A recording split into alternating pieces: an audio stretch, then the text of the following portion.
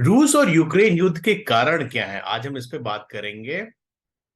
रूस यूक्रेन के झगड़े की फसाद की पूरी कहानी क्या है और इसमें भारत के क्या हित हैं। 24 फरवरी 2022 को जब रूस ने यूक्रेन पर एक तरफा आक्रमण किया तो अमेरिका और पश्चिमी देशों ने पूरी दुनिया में मानवाधिकारों के नाम पर लामबंदी शुरू कर दी। अगर अमेरिका को छोटे देशों की इतनी ही चिंता थी तो कुछ समय पहले जब उसने अफगानिस्तान को मझधार में छोड़ा तो उसे पहले ही इस बात को सोचना चाहिए था। लेकिन असल में अफगानिस्तान के मामले में तो उसने छोटे देशों की बिल्कुल परवाह नहीं की। साल 1991 में सोवियत संघ के विघटन के पहले यूक्रेन इस यूएसएसआर का हिस्सा हुआ करता था और यूक्रेन की एक बहुत बड़ी आबादी रशियन कल्चर को फॉलो करती थी। 24 फरवरी 2022 को रूस ने यूक्रेन पर एक तरफा अटैक किया और अलगावादी समूह के कब्जे वाले जो इलाके थे, खासतौर पे दो इलाके डोनेट्स्क और लुहांस्क, उन दोनों को आजाद करवा लिया। रूस और यूक्रेन के बीच युद्ध के कई कारण हैं, लेकिन इसमें सबसे बड़ा कारण है North Atlantic Treaty Organization NATO. और ये नेटो जो है 1949 में तत्कालीन सोवियत संघ से निपटने के लिए इस संगठन का निर्माण किया गया था, इस संगठन को बनाया गया था। अमेरिका और ब्रिटेन सहित दुनिया के 31 देश नेटो के सदस्य हैं और इन देशों ने मिलकर सोवियत संघ को तोड़ने में एक बड़ी भूमिका निभाई थी। 2023 में फिनलैंड नेटो का मेंबर बना और इस तरह इस साल मतलब 2023 में नेटो के कुल मेंबर्स की संख्या 31 हो गई। अगर आप इस मैप को देखें तो डिफरेंट कलर्स में हमने दिखाए हैं कि किस साल कौन सी कंट्री ने नेटो की मेंबरशिप हासिल की। अगर हम देखें तो सोवियत संघ का ये जो बॉर्डर का पूरा इलाका है, यहाँ के लगभग सारे देश लगभग कुछ या तो नेटो में शामिल हो गए हैं और कुछ आने वाले समय में नेटो में शामिल हो जाएंगे।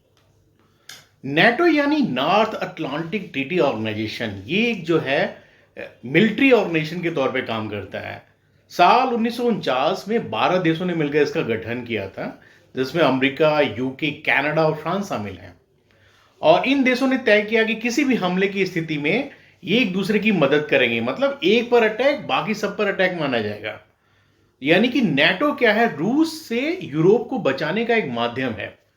और जब इसका गठन किया गया था उस समय इसका एकमात्र लक्ष्य था कि सेकेंड वर्ल्ड वॉर के बाद यूरोप में रूस के विस्तार को रोका जाएगा। 1991 में जब सोवियत संघ का पतन हुआ तो कई यूरोपीय देशों ने जो वार्सा संधि में रूस के साथी थे वो भी इधर चले गए, नेटो की तरफ चले गए, यानी कि उनको नेटो की मेंबरशिप मिल गई। और इस समय नेटो में 31 देश हैं और इनका हेडक्वार्टर ब्रसेल्स में है।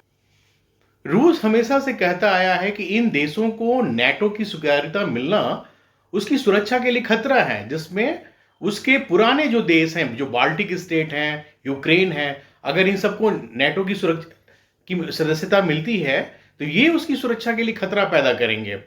इसलिए उसने हमेशा यूक्रेन की सदस्यता का विरोध किया है। रूस को डर है कि अगर यूक्रेन ने नेटो की सदस्यता ले ली तो उसकी सीमा पर कोई भी कब्जा कर सकता है। वेस्टर्न कंट्रीज, अमेरिका, ये सब मिलकर कब्जा कर सकते हैं। यूक्रेन के अलावा स्वीडन और फिनलैंड ने भी नाटो की सदस्यता के लिए आवेदन किया, तो फिनलैंड को 2023 में नाटो का सदस्य बना दिया गया। 25 दिसंबर 1991 को सोवियत संघ टूट गया था और 1991 तक यूक्रेन सोवियत संघ का ही हिस्सा था। और सोवियत संघ के टूटने से 15 देश अस्तित्व में आए थे।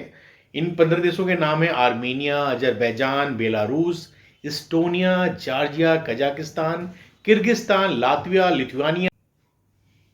रूस को यूक्रेन और पश्चिमी देशों की निकटता अखरती रही है। रूस की इच्छा थी कि यूक्रेन नाटो और पश्चिमी देशों से दूरी बनाकर रखे, लेकिन ऐसा हुआ नहीं।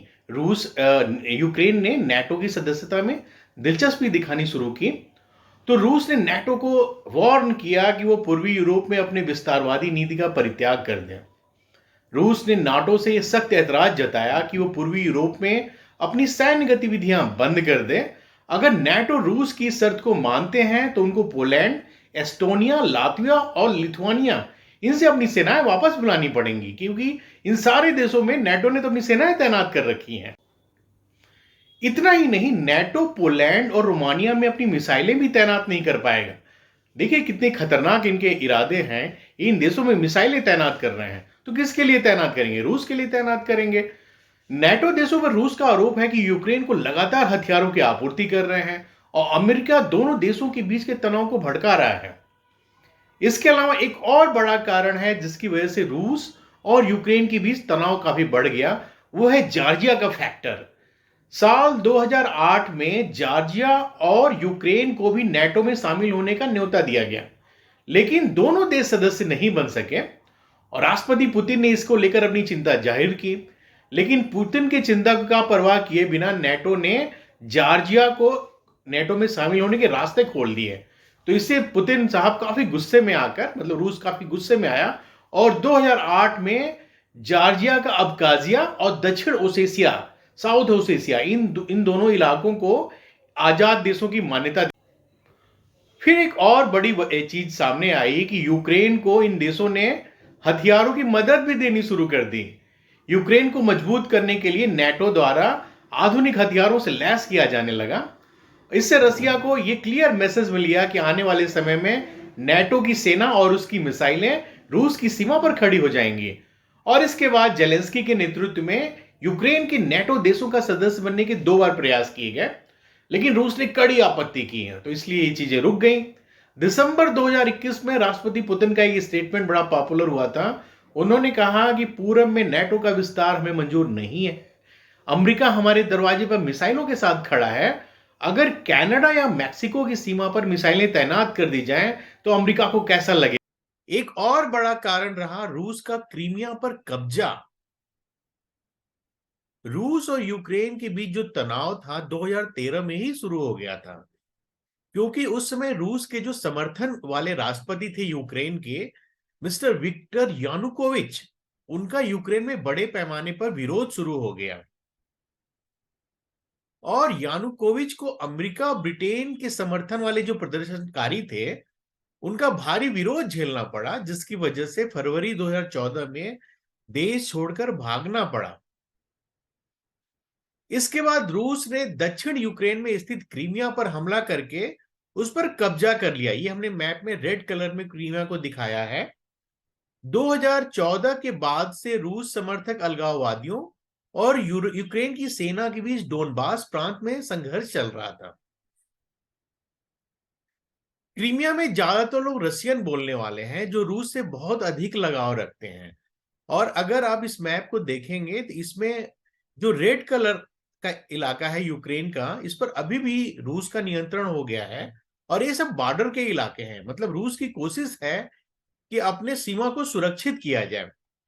और ब्लू कलर वाली वो इलाके हैं जिनको यूक्रेन ने दोबारा हासिल कर लिया है, यानी कि यूक्रेन जो है बाउंस बैक कर रहा है, दोबारा से इस युद्ध में वापस लौटने की कोशिश कर रहा है। एक बड़ी इंटरेस्टिंग सी घटना हुई थी। यूक्रेन के पास न्यूक्लियर वेपन्स थे, परमाणु हथियार थे, और आज वो परमाणु हथियार यूक्रेन के पास होते तो ये स्थिति कुछ और होती, युद्ध की स्थिति कुछ और होती। 1993 तक अमेरिका और रूस के बाद सबसे ज्यादा परमाणु हथियार यूक्रेन के पास थे, लेकिन बेहतर रिश्तों की चाह में यूक्रेन ने एटमी हथियार का सारा जखीरा रूस को दे दिया। शीत युद्ध के दौरान सोवियत संघ ने यूक्रेन में एटम बम और उन्हें ढोने वाली मिसाइलें तैनात की थी। यूक्रेन तब उसका हिस्सा हुआ करता था। सुरक्षा विशेषज्ञ मानते हैं कि उस समय यूक्रेन में तकरीबन 5000 न्यूक्लियर वेपन्स तैनात थे। अब एक सवाल कुछ साथी पूछते हैं कि रूस ने बाल्टिक स्टेट्स पर क्यों नहीं अटैक किया। बाल्टिक स्टेट वो हैं जो फर्स्ट वर्ल्ड वार के बाद, फर्स्ट वर्ल्ड वार यानी 1914 से लेकर 1918 के बाद बाल्टिक राज्य शब्द में आया, और इसमें वो स्टेट्स हैं, वो कंट्रीज हैं जो कि बाल्टिक सागर के आसपास स्थित थे। तो ये जो देश थे 3-4, वो पूर्व पहले के जो रूसी साम्राज्य था उससे आजादी हासिल किया था इन लोगों ने। और इसमें एस्टोनिया, लातविया, लिथुआनिया और फिनलैंड भी शामिल है। तो फिनलैंड दोबारा जब यूएसएसआर था तो उसमें फिनलैंड यूएसएसआर का हिस्सा नहीं था।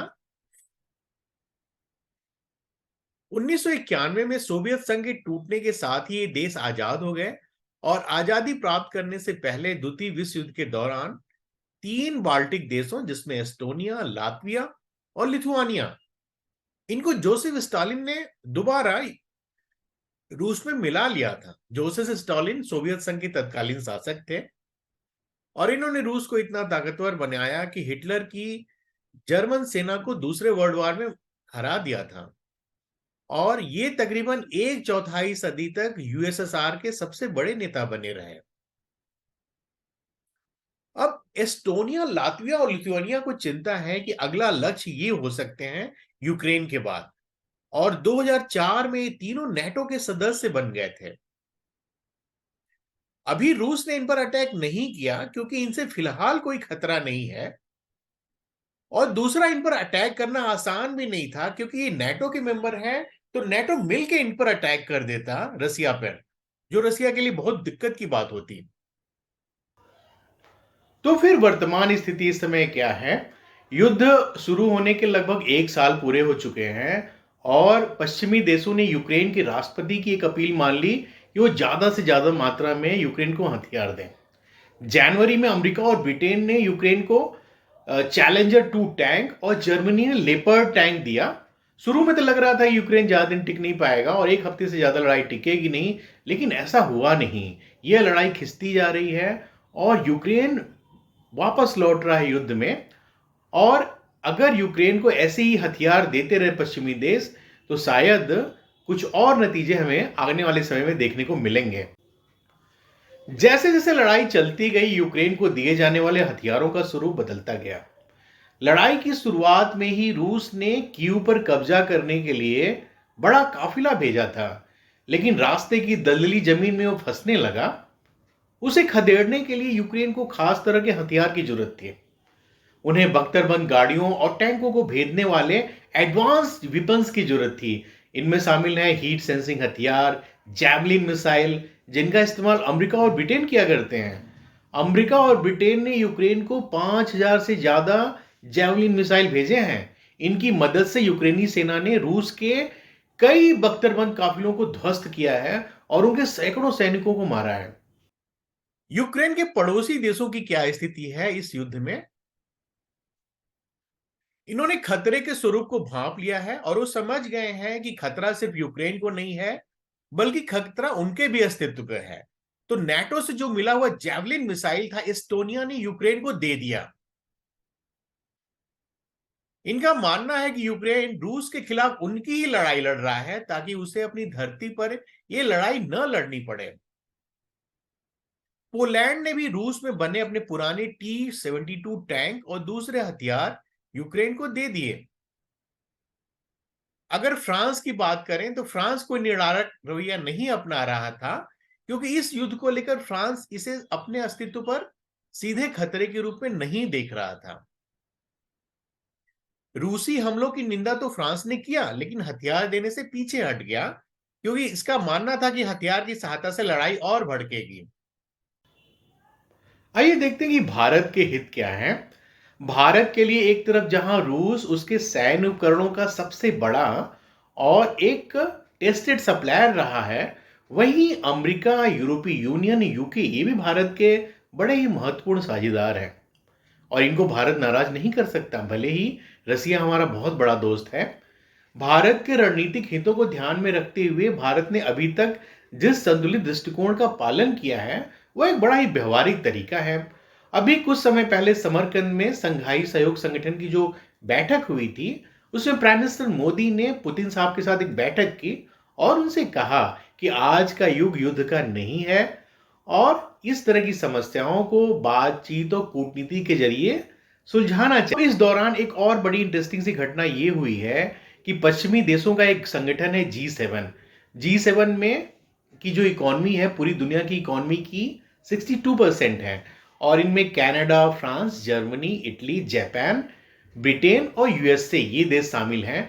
तो इन लोगों ने प्रतिबंध लगा दिए रूस के ऊपर कि वो प्राकृतिक गैस पर बहुत सारा उन्होंने टैक्स लगा दिया।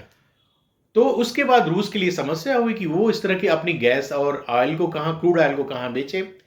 तो भारत के साथ दिक्कत ये थी कि भारत को इन चीजों की जरूरत थी। अप्रैल से दिसंबर 2022 में कच्चे तेल के आयात पर भारत की निर्भरता लगभग 87% हो गई थी।